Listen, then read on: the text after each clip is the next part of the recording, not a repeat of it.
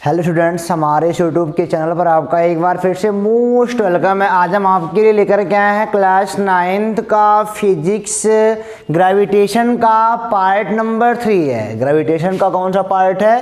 3 number part है, ठीक है ना। तो अगर आप पार्ट नंबर 1 और 2 नहीं देख के आए हो तो आपको देखना पड़ेगा, क्योंकि बिना उसको देखे यहाँ पे थोड़ी मुश्किल क्रिएट हो सकती है। तो उसका लिंक डिस्क्रिप्शन बॉक्स में मौजूद है। क्लास 9th साइंस प्लेलिस्ट के नाम से वहाँ पे जाओगे, सारी सीरीज आपको दिख जाएगी। और अगर आप पीछे वाला पार्ट भी नहीं पढ़े हो ना, तो वहाँ से आराम से पढ़ के आ जाओ, ताकि सब कुछ आपका क्लियर होते चले। तो आप वहाँ से देख के आ जाओ। अगर नहीं पढ़े हो तो अगर आगे पढ़ना चाहते हो तो यहीं से देखो, कोई दिक्कत नहीं है। थोड़ा मोड़ा कॉम्प्रोमाइज़ करना पड़ेगा। तो यस, आपने सही पहचाना। My name is Yogesh Singh. मैं शुरू करने जा रहा हूँ ग्रेविटेशन का पार्ट नंबर 3, वस्तु का द्रव्यमान तथा भार। वस्तु का द्रव्यमान तथा भार जान दो, मतलब कि बच्चों को बड़ी मुश्किलें होती हैं। कभी कभी द्रव्यमान को भार समझ लेते हैं, कभी कभी भार को द्रव्यमान समझ लेते हैं, है ना। कोई अंतर उनको पता नहीं चलता। मोर टाइम यही होता है कि बच्चे द्रव्यमान और भार में अक्सर कंफ्यूज रहते हैं, क्योंकि वो सही तरीके से पढ़ाई नहीं करे रहते हैं। तो कभी भार को द्रव्यमान समझते हैं, द्रव्यमान को भी भार समझते हैं। दिमाग तो काम उनका करता नहीं सही ढंग से, क्योंकि उन्होंने अच्छे से पढ़ाई नहीं कर रखी है। तो आज आपका सारा मुश्किल सॉल्व होने वाला है, बट आप ध्यान से देखते चलिएगा। लेकिन रोजाना की तरह एक पेज का नोट्स है, पहले आप नोट्स को ले लो, फिर आगे हम चलते हैं।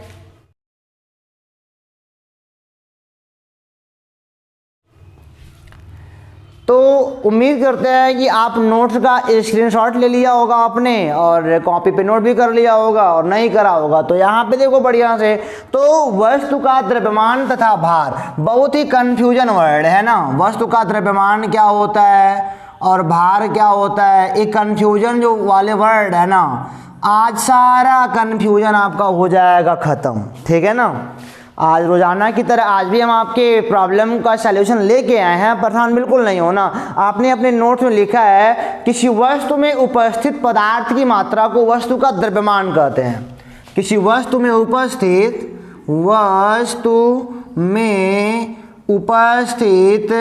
पदार्थ की मात्रा, वस्तु में उपस्थित पदार्थ की मात्रा को हम क्या बोलते हैं? वस्तु का द्रव्यमान बोलते हैं, ठीक है ना। अब समझो जरा, ये जो हमारा मार्कर है अभी एक वस्तु है, इसमें भी क्या है? अणु है, परमाणु है, इलेक्ट्रॉन, प्रोटॉन, न्यूट्रॉन है। तो छोटे छोटे कण है ना, उन्हीं की मात्रा हम क्या बोलते हैं? वस्तु का द्रव्यमान कहलाता है। मैंने क्या बोला आपसे कि वस्तु में उपस्थित पदार्थ की मात्रा। से मान लो आपके पास कोई चाक हो। चाक पुराने जमाने में मतलब ब्लैक बोर्ड पे चाक चला करता था। जब चाक हम लिखते थे ना तो धूल झड़ता था, है ना।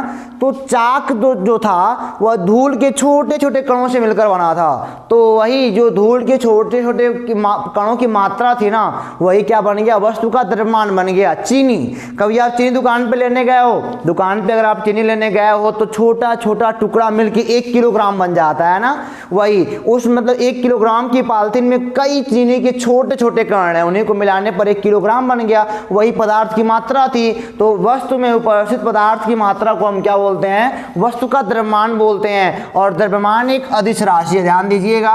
द्रव्यमान क्या है? एक अदिश राशि है, यानी कि इसको दिखाने के लिए हमको दिशा की आवश्यकता नहीं पड़ती, केवल परिमाण से काम चल जाएगा। 2 किलो, 3 किलो, 4 किलो, 5 किलो, 200 ग्राम, 300 ग्राम, ये सब द्रव्यमान है, ठीक है ना।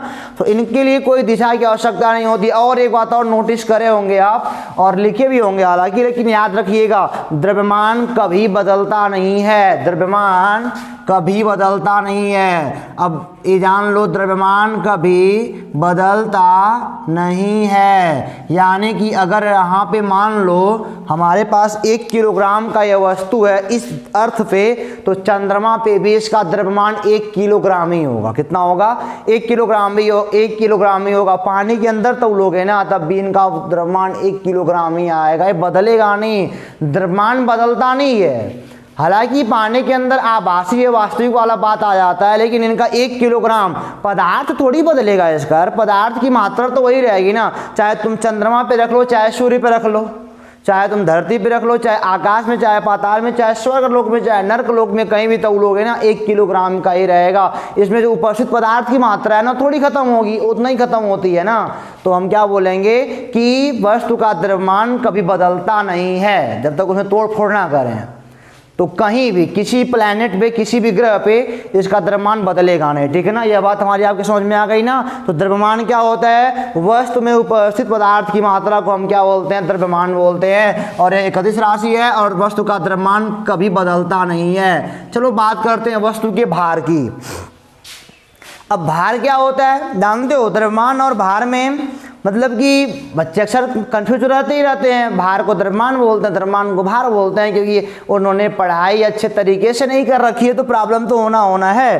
तो लेकिन गलत है ये नहीं कि भार को तुम द्रव्यमान बोल दो, गलत बोल रहे हो। द्रव्यमान को तुम भार बोल दो, अभी तुम गलत ही बोल रहे हो। जहाँ भार यूज करना चाहिए वहाँ पे भार यूज करेंगे, और जहाँ पे द्रव्यमान यूज करना चाहिए वहाँ पे हम द्रव्यमान को ही यूज करेंगे। हमारी बात समझ में आ रही है आपको ना? यस आ रही होगी। मैंने क्या बोला आगे देखो ध्यान से। किसी वस्तु का जो भार होता है, देखो एक क्या आपने अपने नोट्स में क्या लिखा होगा? पृथ्वी किसी वस्तु को जिस बल से अपनी ओर खींचती है, पृथ्वी किसी वस्तु को जिस बल से अपनी ओर खींचती है उसे हम वस्तु का भार कहते हैं। मान लो ये आप मतलब एक ऑब्जेक्ट है ना, पृथ्वी अपनी ओर खींच रही है, हाँ मेरे हाथ में भले है, लेकिन अर्थ इस पर बल लगा रही है। जितना बल लगा रही है ना वही इसका भार कहलाता है। वही क्या कहलाता है? इसका भार कहलाता है। और एक बात और जान लो, जो भार होता है ना यह वस्तु के द्रव्यमान पर निर्भर करता है। ध्यान देना मेरी बात को। मैंने क्या बोला है कि किसी भी वस्तु पर पृथ्वी जितना बल लगाती है उसे हम क्या बोलते हैं? उस वस्तु का भार बोलते हैं। और ऐसी बात नहीं है, पृथ्वी भी क्या है? एक ग्रह है, ठीक है ना। पृथ्वी क्या है? एक ग्रह है, इस पे हम रहते हैं। अब मान लो तुम कहीं और चले जाओ जहाँ पे आकर्षण हो, चंद्रमा पे चले जाओ, तो चंद्रमा पे भी क्या होता है? बल इस पर लगता है। पृथ्वी की अपेक्षा चंद्रमा पे इसका बल कम लगेगा, लेकिन बल लगेगा। चंद्रमा, मान लो आप चंद्रमा पे खड़े हो, इस वस्तु को छोड़ देगा अभी चंद्रमा की सतह पे जाके गिरेगा, लेकिन वहाँ पे बल कुछ और है। चंद्रमा का बल कुछ और है, सूर्य का कुछ और होगा, अर्थ का कुछ और होगा। यानी कि अपने अलग अलग प्लैनेट का जो बल लगा, आकर्षण बल है ना, वो अलग अलग होता है। अब जैसे मैंने बोला कि द्रव्यमान जो यहाँ पे वही चंद्रमा पे भी होगा, लेकिन भार नहीं होगा ना। भार नहीं होगा। भार या जो पृथ्वी पे वह चंद्रमा पे नहीं होगा, वह बदल जाता है। भार क्या होता है? बदल जाता है। अब क्यों भार बदलता पहले जानो। अब देखो जरा, वस्तु का भार जो W होता है ना, वह होता है वस्तु का द्रव्यमान गुणे गुरुत्वीय त्वरण होता है। क्या होता है? वस्तु का जो भार W बराबर क्या होता है बच्चों? mg होता है। ये बात आप जानिएगा। वस्तु का भार W बराबर क्या होता है हमारा? mg होता है। अब लो जरा, किसी वस्तु को पृथ्वी जिस बल से अपनी ओर खींचती है उसे हम वस्तु का भार कहते हैं। ऐसी बात नहीं केवल पृथ्वी खींचती है, अलग अलग ग्रह अलग अलग अपना खींचते हैं, ठीक है ना, या उपग्रह जो भी हो। चंद्रमा के उपग्रह ही है ना। अब देखो जरा क्या मैं बोल रहा हूं कि अब वस्तु का द्रव्यमान यम तो बदलेगा नहीं, चाहे अर्थ पे चाहे मून पे, लेकिन जी का मान बदल जाएगा। जी का मान अर्थ पे कुछ और है और जी का मान मून पे कुछ और है। जी का मान हर जगह क्या होता है? अपना बदलता रहता है। पीछे अगर लेक्चर नहीं देख के आए हो तो आराम से देख के आ जाओ कि जी का मान हर जगह क्या होता है? बदलता रहता है। अर्थ पे कुछ और है, मून पे कुछ और है। और एक बात और जान लो, आपने गुरुत्वाकर्षण बल पढ़ा होगा, है ना? आपने गुरुत्वाकर्षण बल तो पढ़ा ही है। अब जानते हो, अब मैंने बोला आपसे एक मोटी मोटी बात मैं आपसे कर रहा हूँ कि मान लो अगर पृथ्वी पर किसी वस्तु का भार 96 न्यूटन है। देखो भार का मात्रा क्या होता है? न्यूटन होता है। ये भी जान लो, भार का मात्रा क्या होता है? न्यूटन। एक प्रकार का बल है ना। और कैसे हुआ? देखो यम का मान क्या होता है? देखो W का मात्रा निकालोगे तो यम का मात्रा क्या होता है? किलोग्राम होता है। ठीक है, कोई बात नहीं है। और जी का मात्रा क्या होता है? जी तो त्वरण है ना, मीटर पर सेकेंड का स्क्वायर। सबको मिला दोगे तो क्या आएगा कि मीटर प्रति सेकेंड का स्क्वायर। किसका मात्रक है? इसी को तो न्यूटन बोला करते थे। यही तो न्यूटन है वास्तव में। तो ये हमारा क्या हो गया? ये हो गया न्यूटन हमारा। तो किसी वस्तु का जो भार होता है उसका मात्रक हमारा क्या होता है बच्चों? होता है न्यूटन, ठीक है ना। और उसको हम वास्तव में क्या बोलते हैं कि मीटर प्रति सेकेंड का स्क्वायर बोलते हैं। ये होता है वस्तु का भार। और एक बात मैंने बोला ना, अब देखो जरा, मान लो कोई वस्तु है जिसको अर्थ 96 न्यूटन के बल से खींच रही है, तो अगर वही वस्तु मान लो मून पे चला जाए तो मून पे जानते हो मून वाला जो सरफेस होगा उस पे लगाएगा 16 न्यूटन का बल लगाएगा, 6 गुना कम। अभी आप समझो कि एक थोड़ा मोड़ा घटना समझो पहले क्या हो रहा है कि अर्थ किसी वस्तु पर कितना बल लगा रही है 96 न्यूटन का, लेकिन अब वही वस्तु मान लो मून पे चला जाए तो मून उस पर कितना लगाएगा 16 न्यूटन का बल लगाएगा, कम हो गया ना। ऐसा जानते हो क्यों हो रहा है? जितना बड़ा पिंड होगा उतना ज़्यादा बल लगाएगा। अर्थ क्या है? अर्थ बड़ा है। अर्थ क्या है? अर्थ बड़ा है मून की तुलना में। अर्थ मून की तुलना में क्या है? बड़ा है, अतः इसका आकर्षण बड़ा है। मून अर्थ की तुलना में कम है, अतः इसका अट्रैक्शन भी क्या है? कम है। समझ गया ना हमारी बात को? मैंने क्या बोला? हमने क्या बोला? अर्थ बड़ा है अतः यह बड़ा बल लगा रहा है, मून छोटा तो क्या कर रहा है? छोटा बल लगा रहा है। तो अपने साइज के हिसाब से होता है, जो पिंड जितना बड़ा होगा उसका मतलब कि जो अट्रैक्शन का पावर होगा ना वो उतना ज़्यादा होगा। सन बहुत बड़ा है तो सन का इनसे कई गुना ज़्यादा हो जाएगा। देखो यम तो बदलेगा नहीं, जी ही बदलेगा। जी का मान किसी का ज़्यादा होता है, किसी का कम होता है। देखो बड़े पिंडों का जी का मान ज़्यादा होता है और छोटे पिंडों का जी का मान कम होता है। मैंने क्या बोला? बड़े पिंडों का जी का मान, बड़े ग्रहों का ऐसे कर सकते हो, बड़े ग्रहों या उपग्रहों पर जी का मान क्या होता है? जी का मान ज़्यादा कह सकते हो, अतः ज़्यादा अट्रैक्शन लगाते हैं। और छोटे पर क्या होता है? छोटे पर जी का मान कम होता है, अतः मतलब कि बड़े की तुलना में कम बल लगाते हैं। ठीक है ना? जी का मान क्या होता है? कम होता है। चलो अच्छा, यहाँ तक बात आपकी क्लियर हो गई। अब जानते हो एक बात और लिखा होगा आपने, समझ गया ना? W बराबर mg हर जगह अपना क्या होता है? बदलता रहता है। और हमको पढ़ाई करनी है, जानते हो, अर्थ और मून की। हमको कहाँ की पढ़ाई करनी है? अर्थ पे हम पढ़ाई करेंगे और कुछ पढ़ाई मून पे कर लेंगे। जो मून पे होता है ना 6 गुना कम हो जाता है। रियलिटी यही है, मैं प्रूव कराऊंगा अभी आपको कि अर्थ की तुलना में मून पे अट्रैक्शन पावर 6 गुना कम हो जाता है। ठीक है? अब देखो नोट, मेरी बात का अपने माइंड में नोट करते रहना, अपने माइंड में सोचते रहना क्या मैं बोला, और हो सके तो छोटा मोटा बगल में कॉर्नर में लिखते रहना मैं बोल क्या रहा हूँ। अब देखो यहाँ पे यार एक होता है मतलब कि भार का एक मात्रक होता है, किग्रा भार बोलते हैं इसको लोग। भार का एक मात्रक क्या था? न्यूटन था। और भार का एक मात्रक क्या है? किग्रा भार है। ठीक है ना? भार का एक मात्रक क्या है? न्यूटन है। और अगला मात्रक हमारा क्या है? किग्रा भार होता है। समझना मेरी बात का। न्यूटन समझ में आ रहा है? कोई सवाल लगाएंगे, एम का मान रख देंगे और जी का मान रख देंगे। जी का मान अपने अपने ग्रह का जो भी होता है उसको रख देंगे और जो आएगा साल न्यूटन में कर लेंगे। लेकिन एक मात्रक किग्रा भार होता है। चलो समझते हैं किग्रा भार किसे कहते हैं और एक किग्रा भार में कितने न्यूटन होते हैं। ठीक है ना? अब देखो मैं क्या बोल रहा हूँ। ये मैंने बोला आपसे कि W बराबर क्या होता है? हमारा mg होता है। चलो अब समझो किग्रा भार किसे कहते हैं। अब जानते हो एक किग्रा की वस्तु को, एक किग्रा की वस्तु को पृथ्वी जिस बल से अपनी ओर खींचती है, समझो मेरी बात को। मैंने क्या बोला? एक किग्रा भार को मतलब एक किग्रा द्रव्यमान वाली वस्तु को, आपने नोट में लिखा होगा कि एक किग्रा द्रव्यमान वाली वस्तु को m का मान कितना है? 1 किलोग्राम। और g का मान जो भी हो, जी का मान रहन दो ऐसे। तो एक किग्रा द्रव्यमान वाली वस्तु को पृथ्वी जिस बल से अपनी ओर खींचती है उसी बल को तो भार कहते ही हैं। लेकिन जब 1 किलोग्राम स्पेशल आ जाएगा, 1 किलोग्राम द्रव्यमान वाली वस्तु को पृथ्वी जिस बल से अपनी ओर खींचती है उसी को हम क्या बोलते हैं? 1 किग्रा भार बोलते हैं। वही बल क्या कहलाता है? 1 किग्रा भार कहलाता है। मैंने क्या बोला? 1 किग्रा द्रव्यमान वाली वस्तु को पृथ्वी जिस बल से अपनी ओर खींच रही होती है उसी बल को हम क्या बोलते हैं? 1 किग्रा भार बोलते हैं। और सॉल्व कर लो। अब W बराबर क्या होता है? 1 गुणे जी का मान आएगा 9.8। 1 किलोग्राम मल्टीप्लाई बाई 9.8 मीटर पर सेकेंड स्क्वायर, यानी कि पूरा मल्टीप्लाई कर लोगे तो W बराबर आएगा 9.8 न्यूटन। यानी कि 1 किग्रा भार में कितना होता है न्यूटन? 9.8 न्यूटन होता है। अब एक बात ध्यान दो, कभी कभी इसको 10 न्यूटन में लिखा जाता है और सवाल लगाने के हिसाब से होता है। जहाँ पे सवाल में जो मान अच्छे से बैठ जाए, जिसमें मतलब सॉल्यूशन आसानी से हो जाए, तो वहाँ पे 10 भी यूज कर लेते हैं या फिर 10 न्यूटन भी लिख लेते हैं। जमीन अर्थ के लिए अपने या क्या लिख लेते हैं? 10 न्यूटन में लिख लेते हैं। ठीक है? तो आपने क्या देखा कि 1 किग्रा भार क्या होता है, 1 किलोग्राम द्रव्यमान वाली वस्तु को अर्थ जिस बल से अपनी ओर खींचती है उसी को हम क्या बोलते हैं, 1 किग्रा भार बोलते हैं। सॉल्व करने पर पता चलता है कि 1 किग्रा भार में कितना न्यूटन होता है, 9.8 न्यूटन होता है, या फिर 10 न्यूटन कह सकते हो इसी बात को, ठीक है ना। 1 किग्रा भार वाली बात आपके समझ में आ गई, 10 न्यूटन बोलो या फिर 9.8 बोलो, अपने हिसाब से बोल दो। और जान तो यही जी का मान चंद्रमा पे 6 गुना कम हो जाता है। 6 से भाग दोगे ना, मान लो 9.8 में 6 से भाग दो तो कितना आएगा, 6 का नम 6 आएगा, 3 9 6 6 36 2 38 6 लगभग 1.63 मतलब कि मीटर पर सेकेंड आता है चंद्रमा पे। कहाँ पे आता है, यह मून पे जी का मान है, यह जी का मान कहाँ पे है, मून पे है, ठीक है ना।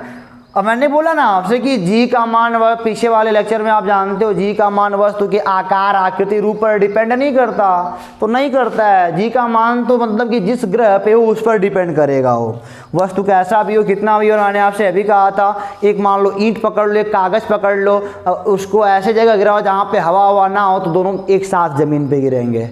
ये नहीं कि कागज़ लेट पे गिरेगा, नहीं, जहाँ पे हवा कुछ नहीं है वहाँ पे दोनों साथ ही गिरेंगे, क्योंकि जी का मान किसी के लिए बदलता नहीं है। तो अट्रैक्शन पावर सबका वही रहेगा। अब मैंने क्या बोला, इतनी बात हमारी समझ में आ गई ना, तो बार बार आपको समझ में आ गया, तो हम चलेंगे इसी पर आधारित कुछ सवाल को लगाएंगे। पहले हम समझते हैं कि प्रूव करेंगे चंद्रमा पर किसी वस्तु का भार पृथ्वी की अपेक्षा 1/6 गुना होता है, यानी कि 6 गुना कम होता है। इसको मिटाते हैं, देखते हो क्या कहता है बच्चों।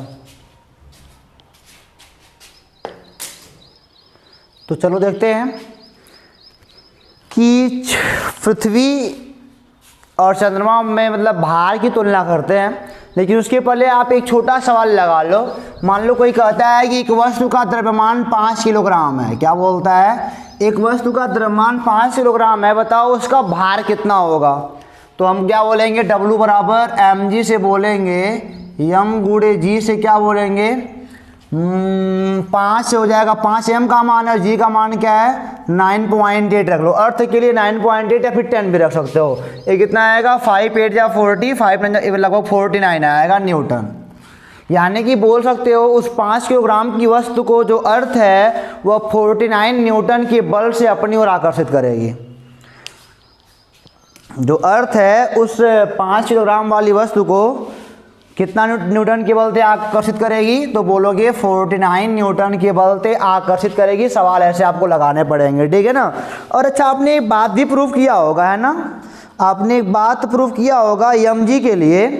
अच्छा, आपने पीछे पढ़ा भी है, आपने पीछे क्या पढ़ा है, 1 मिनट में आता हूँ वहीं पे। आपने पढ़ा है जो स्मॉल g बराबर होता है g मास ऑफ अर्थ बटे रेडियस ऑफ अर्थ का स्क्वायर लग जाता था, है ना। ये पीछे वाले लेक्चर में जी का मान हम लोगों ने निकाला है, ठीक है। अब देखो क्या हो रहा है। अब मान लो हमने क्या बोला था अभी कि जो वस्तु का भार होता है वह पृथ्वी का अट्रैक्शन फोर्स होता है।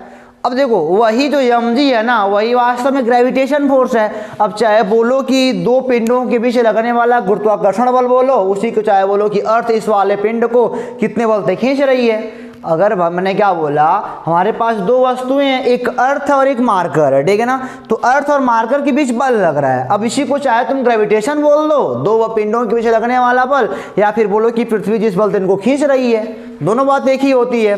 तो देखो क्या हो रहा है यहाँ पे, W बराबर क्या हो जाएगा, जो भार होता है तो उनके पीछे लगने वाला बल होता है वह ग्रेविटेशन के बराबर होता है। यानी कि जी एक अर्थ वस्तु है और एक वस्तु हमारा m मास वाला वस्तु है, बट अर्थ का रेडियस का स्क्वायर। वास्तव में अगर अर्थ पे कोई वस्तु रखी होती है तो हम क्या मतलब कि क्या होता है, केंद्र से लेकर केंद्र के बीच की दूरी होती है, ठीक है ना। तो रेडियस के बराबर होता है वो।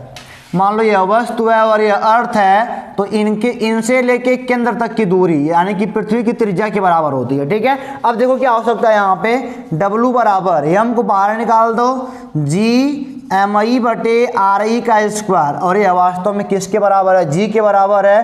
तो W बराबर क्या होता है, mg होता है। इसको यहाँ से भी कह सकते हो, ठीक है ना। पीछे जो मैंने बोला तुरंत बता दिया कि W बराबर mg होता है, या फिर आप यहाँ से बोल दो, ठीक है ना, कि चाहे बोलो कि पृथ्वी का आकर्षण बल बोलो, चाहे बोलो कि मार्कर या फिर अर्थ के बीच गुरुत्वाकर्षण बल बोलो, दोनों बात एक ही है। गुरुत्वाकर्षण बल भी आकर्षण का ही है, चाहे अर्थ और मार्कर के बीच गुरुत्वाकर्षण का नाम दो, चाहे ऐसे कहो कि अर्थ इस पिंड को कितने बल से अपनी ओर खींच रही है, वह भी वही होगा। तो यह बात समझ में आ गई ना, ये आपने अपने अपने नोट्स में लिखा है। अब हम आते हैं कि किसी वस्तु का भार पृथ्वी की अपेक्षा चंद्रमा पर 1/6 गुना होता है, हमको यह पढ़ना है, ठीक है। देखो यार,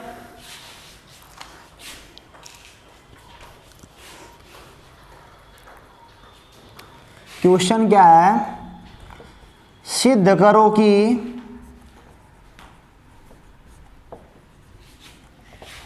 किसी वस्तु का भार पृथ्वी की अपेक्षा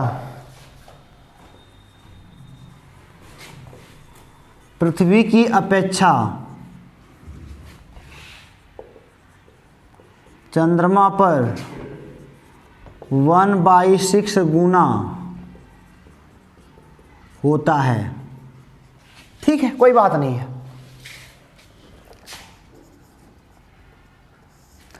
चलो मान लिया हमारे पास एक वस्तु है, ठीक है। चलो मान लिया, माना वस्तु का द्रव्यमान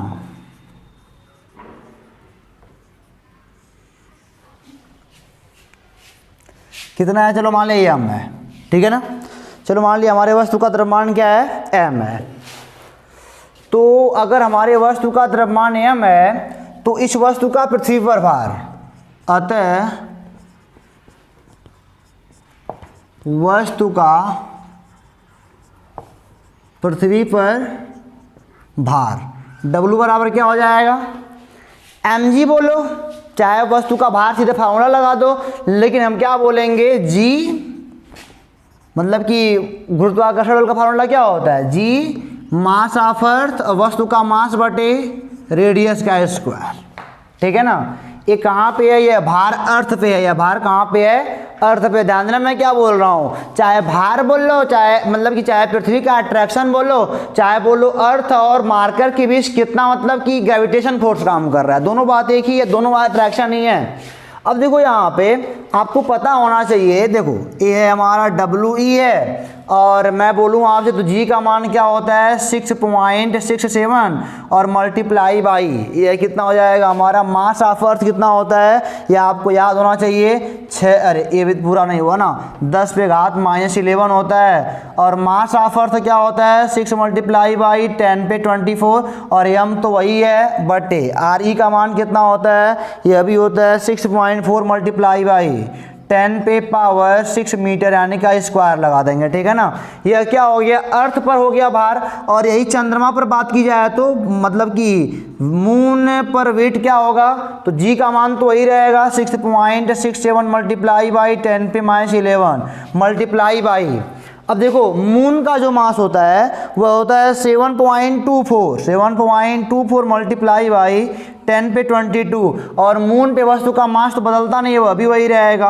होल का अपान मून का जो रेडियस होता है 1.7 मल्टीप्लाई बाई 10 पे पावर 6 का स्क्वायर लगा देंगे, ठीक है।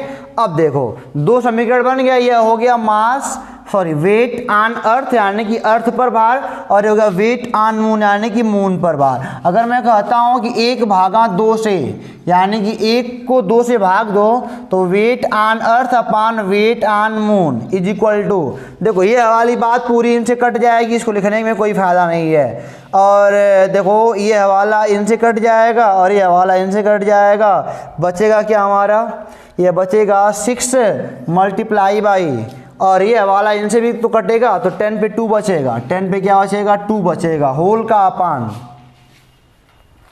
अब यहाँ क्या बचेगा, देखो 10 पे घाते 12 अभी लाएंगे, अभी लाएंगे खत्म हो जाएंगे, ये बचेगा 6.4 मल्टीप्लाई बाई 6.4 है ना, पहले का चौथा दूसरे का तीसरा होएगा यहाँ पे। अब यहाँ पे बचेगा 1, ये भी ऊपर चला जाएगा 1.7 मल्टीप्लाई बाई 1.7, समझ रहे मैं क्या बोल रहा हूँ ना। मैंने बोला देखो पहले तो ये सब कट जाएंगे, आराम से कट जाएंगे, आप नहीं काटना चाहते हो तो पहले ऐसे कर लो, पहले का चौथा दूसरे का तीसरा कर लो, जो कटता है उसको काट लो आराम से। अब यहाँ पे सॉल्व कर लो, ये आएगा, ये होगा WM इज इक्वल टू, जानते हो अब ये लगभग हमारा आएगा, यानी कि इसको सॉल्व करोगे ना तो आएगा लगभग 6 आएगा ये, ठीक है, सॉल्व करके चेक कर लो चाहे तो।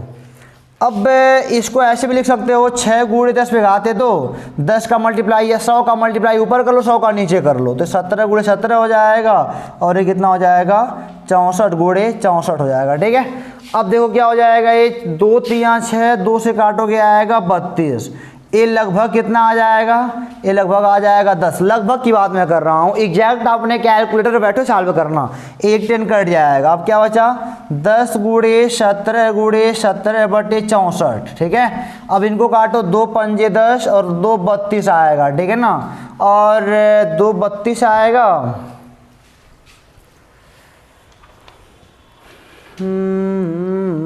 अभी कुछ छूटा है ना, अभी यहाँ पे क्या छूटा है, अभी 7.24 छूटा था, यानी कि 7.24 भी यहीं पे है। अभी थोड़ी मोड़ी दिक्कतें हो जाती हैं कभी कभी, अब सॉल्व करना पड़ेगा हमको ये।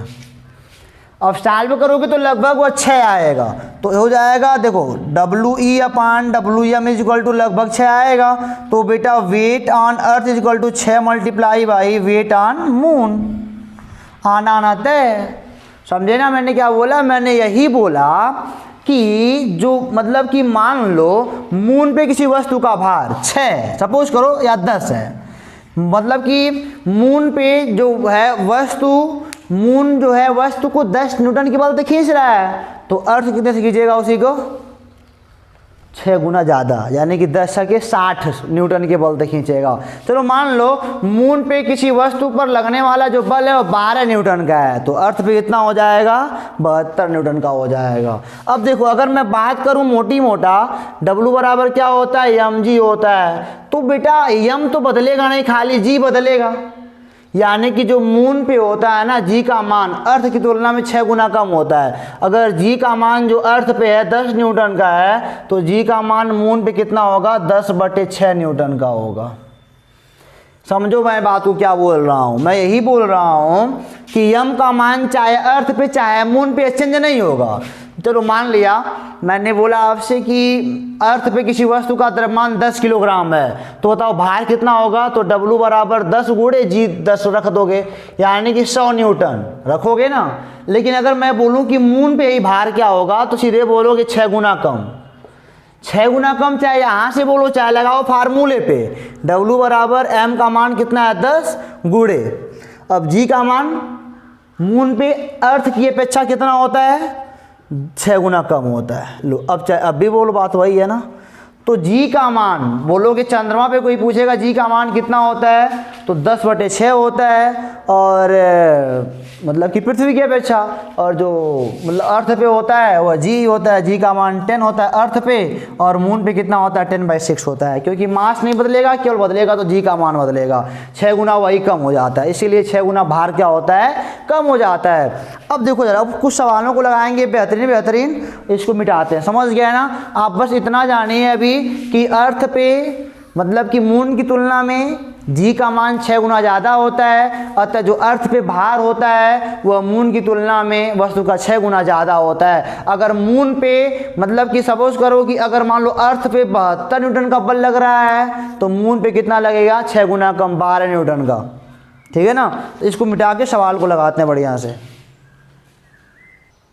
तो जैसा कि बच्चों आप स्क्रीन पे सवाल नंबर पहला देखने को पा रहे हो, सवाल नंबर पहला क्या लिखा है, अगर आप पढ़ रहे हो तो लिखा है यदि किसी वस्तु का पृथ्वी पर भार 50 न्यूटन है, ध्यान देना, अब सवाल हम लगाने जा रहे हैं, बढ़िया से देखना।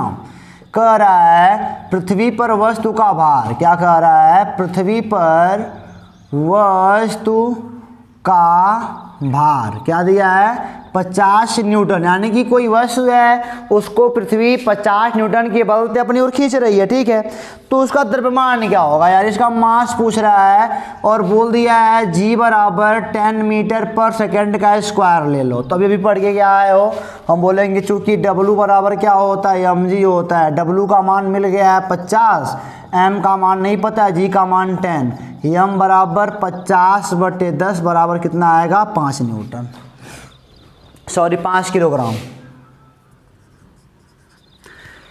यानी कि वस्तु का द्रव्यमान कितना रहा होगा, 5 किलोग्राम रहा होगा। ठीक है ना। अब देखो सवाल नंबर पहले का हो गया सॉल्यूशन। अब आते हैं सवाल नंबर दूसरे पे। समझ गया ना, W बराबर mg, W आपको पता दे दिया है, m का मान आपसे पूछ रहा है। ठीक है, कोई बात नहीं, g का मान भी दे दिया आपको।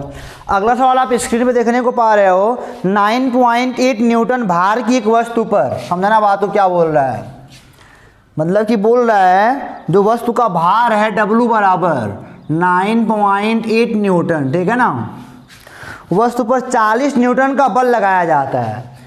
अब वस्तु का जो भार है यार 9.8 न्यूटन है, कोई वस्तु है, उस वाले वस्तु पर आप फोर्स लगा रहे हो, कितने का लगा रहे हो, 40 न्यूटन का। अभी सवाल बढ़िया से मतलब कि कंसंट्रेट होकर देखो, अभी समझ में आएगा। बोल रहा है वस्तु का द्रव्यमान और उसमें उत्पन्न त्वरण ज्ञात करो। वस्तु का बताओ मास क्या होगा और ए का मान बताओ क्या होगा। तो देखो ध्यान से, यहाँ पे होता है जी का मान दिया हुआ है 9.8 मीटर पर सेकेंड का स्क्वायर।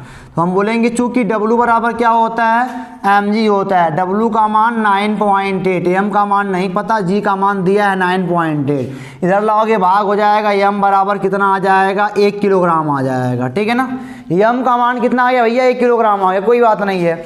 अब देखो मैं क्या बोल रहा हूँ, अब हम पढ़े हैं चूंकि F बराबर क्या होता है, ma होता है ना, तो F का मान 40 न्यूटन, यानी कि बच्चों अब हमको पता चल गया कि जिस पे हम 40 न्यूटन का बल लगाए हैं ना, उसका द्रव्यमान 1 किलोग्राम का है। तो 40 बराबर 1 गुणे ए, तो ए बराबर क्या आएगा, 40 मीटर पर सेकेंड का स्क्वायर। यानी कि 1 किलोग्राम वाली वस्तु पे अगर आप 40 न्यूटन का बल लगाओगे तो आप क्या पाओगे, उस वस्तु में 40 मीटर पर सेकेंड स्क्वायर का त्वरण पाओगे। ठीक है ना। अब ये वाला भी सवाल आपका लग गया। अब हम चलते हैं सवाल नंबर अगला, दिखाते हैं आपको कहता क्या है सवाल नंबर अगला। ध्यान से देखना, कोई जल्दीबाजी नहीं है और आराम से पहले आप ये करो कि सवाल अगर आपके सामने आता है तो वीडियो को पुश करो और खुद से सवाल लगाने का प्रयास करो। ठीक है, तब आपके अंदर क्रिएटिविटी आएगी तो आप बेहतर अपने आप को कर पाओगे। अब देखो जरा अगला नंबर सवाल है कि सवाल नंबर आप तीसरा देख रहे हो, 50 किलोग्राम द्रव्यमान की एक वस्तु पर, एक वस्तु का भार 50 किलोग्राम की वस्तु है, m बराबर क्या है, 50 किलोग्राम, इसका बताना है भार और g का मान है 9.8 मीटर पर सेकेंड का स्क्वायर। इसका भार बताना है बेटा अर्थ पर क्या होगा और इसका भार बताना है मून पर क्या होगा। कोई बात नहीं है, तो हम बोलेंगे पृथ्वी पर भार जो होगा ना, पृथ्वी पर भार यानी कि वेट ऑन अर्थ, m गुणे जी, m का मान 50 किलोग्राम, g का मान अर्थ पे 9.8 होता है, हमको पता है, 5 8 40, 490 न्यूटन आएगा। यानी कि अर्थ पर भार कितना आएगा, 490 न्यूटन आएगा। और चंद्रमा पर भार कितना आएगा, चंद्रमा पर भार अर्थ का 6 गुना कम हो जाता है, यानी कि 490/6 आप भाग दोगे तो 6 5 45 और 4 49 6 6 36 लगभग 56.6 न्यूटन आएगा हमारा। 6 से 490 में भाग दोगे तो कितना आएगा, चले गलती हो रहा है ना, 6 8 48 होगा ना, 49 6 कन्नम 6 6 6 36 लगभग 81.6 न्यूटन आएगा। तो अब इसको ऐसे भी हम लोग कर सकते थे, चंद्रमा पर भार Wm बराबर द्रव्यमान गुणे चंद्रमा का लगाएंगे, जो गुरुत्वीय त्वरण लगाएंगे तो m का मान तो बदलेगा नहीं, 50 ही रहेगा। और चंद्रमा पर क्या होता है, अर्थ का 6 गुना कम हो जाता है, ऐसे भी लगा सकते हो। अब भी वही आएगा, 490/6 बराबर 81.6 न्यूटन हमारा क्या आएगा, आंसर आएगा। तो चाहे 6 गुना ऑटोमेटिक कम कर दो, चाहे ऐसे बोल दो कि जी का मान चंद्रमा पर पृथ्वी के अपेक्षा 6 गुना कम होता है। अब देखो सवाल नंबर अगला क्या कहता है, एक बोल रहा है किसी वस्तु का पृथ्वी पर द्रव्यमान 80 किलोग्राम है। क्या बोल रहा है, किसी वस्तु का पृथ्वी पर द्रव्यमान कितना है, 80 किलोग्राम है, कोई बात नहीं है, 80 किलोग्राम है। हम लगाते हैं सवाल नंबर 4 का सॉल्यूशन। हम बोलेंगे अर्थ पर जो मास है ना वह कितना है, 80 किलोग्राम है। ठीक है, तो कह रहा है इस व्यक्ति का चंद्रमा पर भार एवं बताओ द्रव्यमान क्या होगा।